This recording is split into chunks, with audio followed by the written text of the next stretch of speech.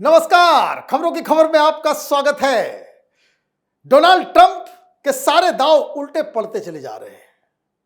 कहां तो बात हो रही थी कि यूक्रेन और रूस के बीच वो युद्ध को रुकवा देंगे, लेकिन अभी 15 अगस्त आना बाकी है जब उनकी मुलाकात पुतिन से होगी।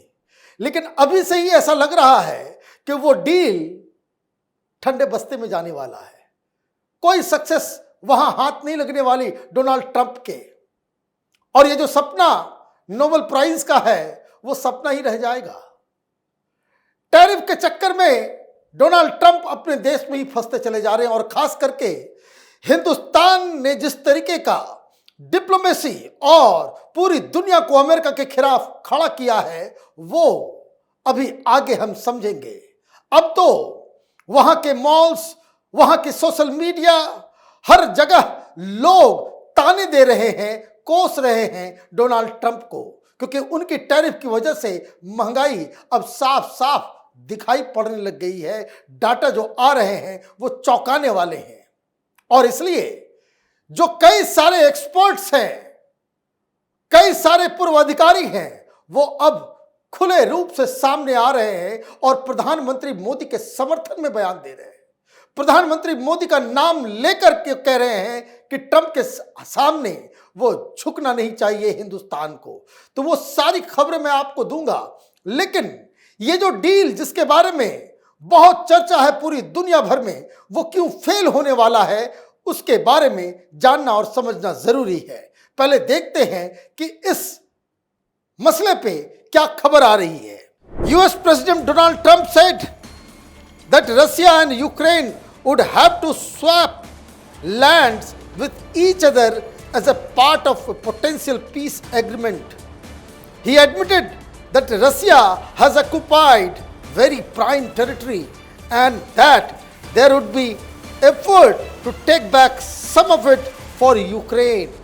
अब वो ये कह रहे हैं कि बहुत प्राइम लैंड को रूस ने कब्जा कर लिया है, और उनकी बात हो गई है कि जमीन को जो है स्वैप किया जाएगा। अब देखिए, इसमें भी एक झूठ है, वो आगे आपको समझ में आएगा कि कुछ जमीन रूस को यूक्रेन देगा और रूस कुछ जमीन वापस यूक्रेन को देने वाले हैं। अब आगे समझते हैं। Currently Russia holds 20% of Ukraine's territory while Ukraine barely holds any Russian land.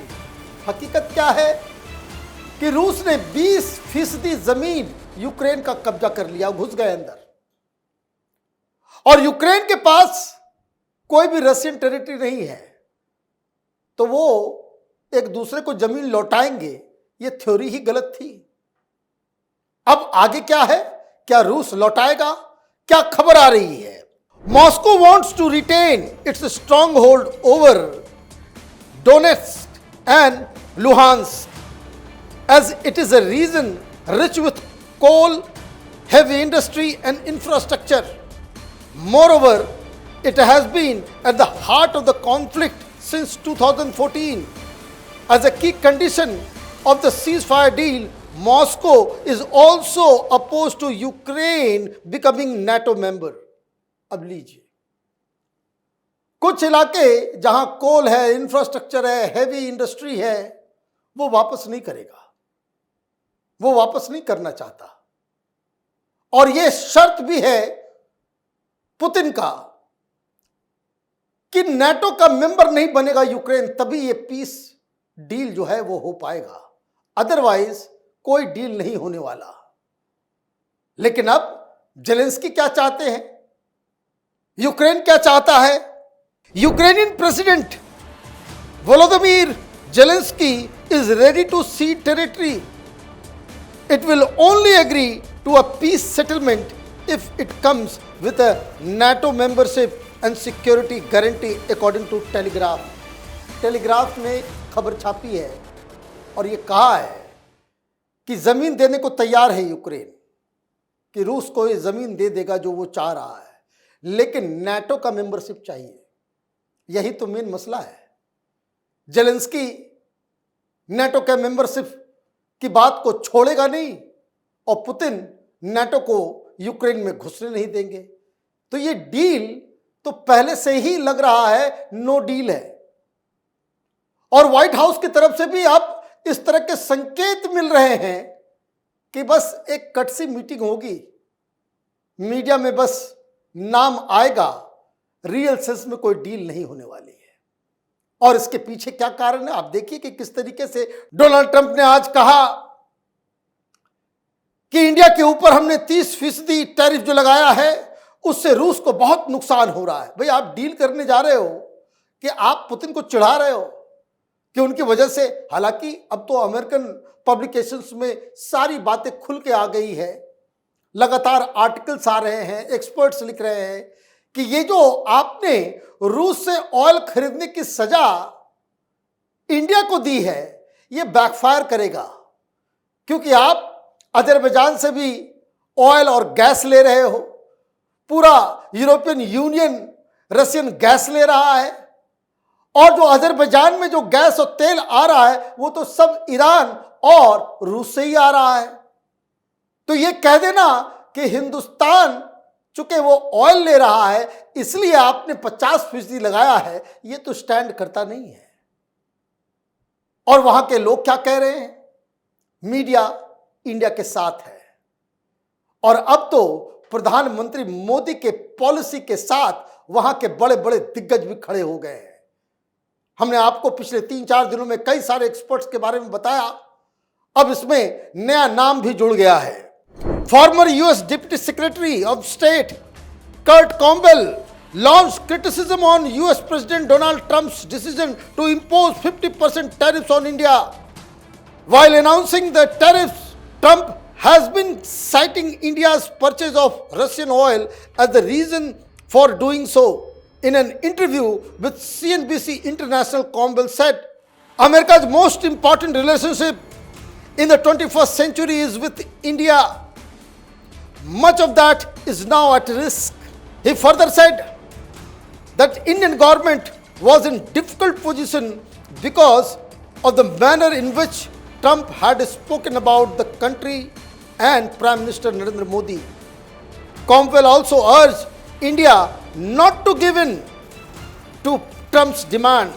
Prime Minister Modi should not bend the knees to President Trump, he said. लीजिए, ये कौन है? ये farmer deputy secretary of state, deputy विदेश मंत्री, वो ये कह रहे हैं कि ट्रंप के छलावे में मत आना, ट्रंप के सामने झुकने की आवश्यकता नहीं है, ये अपने ही पैर पे कुल्हाड़ी मार रहा है। तो अब देखिए कि किस तरीके से अलग अलग फॉर्मर एनएसए जिस तरीके से बयान दे चुके हैं इंडिया के फेवर में, अब और भी एक्सपर्ट्स और भी लोग जाने माने नाम वो घिर रहे हैं अपने ही देश में, और जनता परेशान हो रही है। सोशल मीडिया पे जाइए, आपको देखिए अब तो बहुत सारे वीडियोस आने लग गए हैं कि कल ये सामान जो है वॉलमार्ट के अंदर इसका प्राइस टैग ये था, वो प्राइस टैग वो फाड़ दे रहे हैं, नया प्राइस टैग लगाया जा रहा है, और लोग कह रहे हैं कि ये ट्रंप की बेवकूफी की वजह से हो रही है। तो इस तरीके से आप हिंदुस्तान को घेरने चले थे और अपने ही मुल्क में ट्रंप घिरते चले जा रहे हैं। पेंटागन के एक फॉर्मर ऑफिशियल का भी बयान आया है, उसको भी जरा देखते हैं। Farmer pentagon official Michael Rubin also took aim at Trump's recent approach towards India.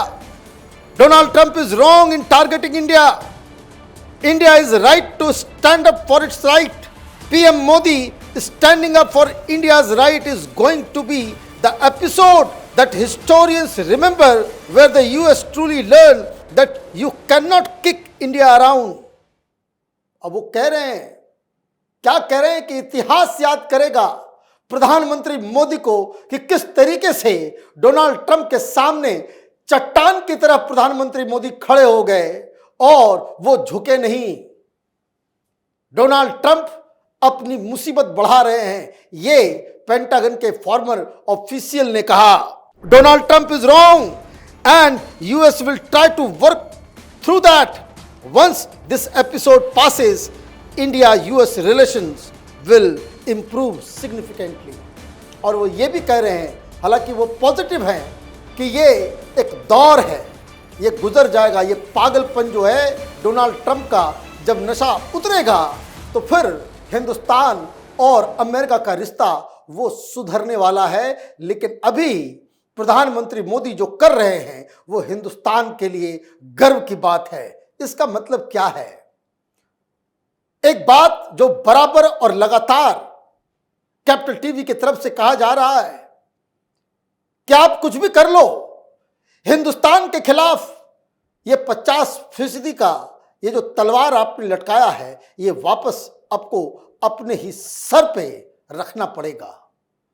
ये 50% का टैरिफ हिंदुस्तान के ऊपर ज्यादा दिन तक चलने वाला नहीं है। क्यों? क्योंकि हिंदुस्तान चुप नहीं बैठा है। हिंदुस्तान के साथ अब 80 देश हैं, ऐसे मुल्क जो अमेरिका के दोस्त हैं। ऐसा कोई दोस्त नहीं, ऐसा कोई देश नहीं जो अमेरिका का साथी था जिसके पीठ पे डोनाल्ड ट्रंप ने खंजर नहीं भोंका है। और ये सारे लोग एक साथ एकजुट हो रहे हैं। अमेरिका के लिए एक परेशानी का सबब अब बनता दिखाई दे रहा है। आप देखते रहिए कैपिटल टीवी। हमारे वीडियोस को लाइक कीजिए, शेयर कीजिए और हमारे चैनल को सब्सक्राइब कीजिए। धन्यवाद।